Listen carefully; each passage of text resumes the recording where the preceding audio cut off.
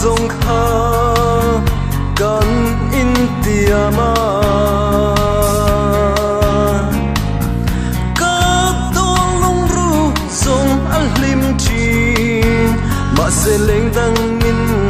bel san le mai si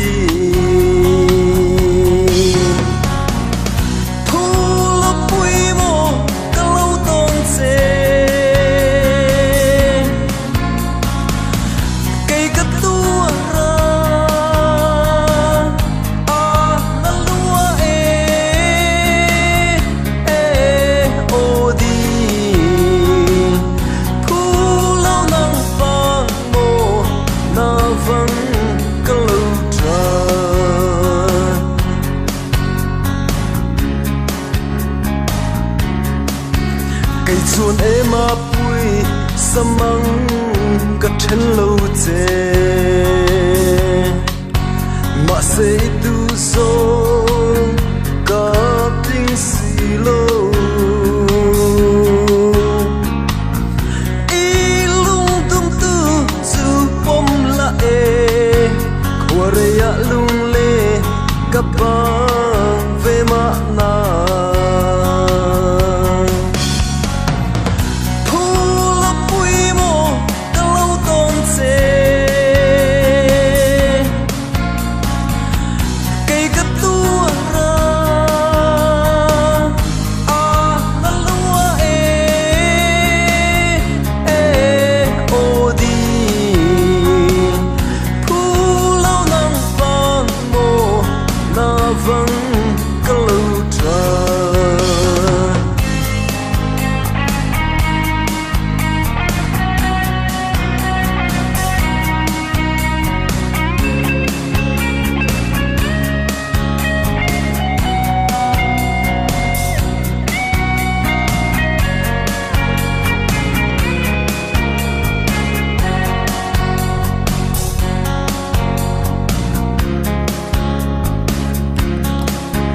nàng chuồn lên đăng min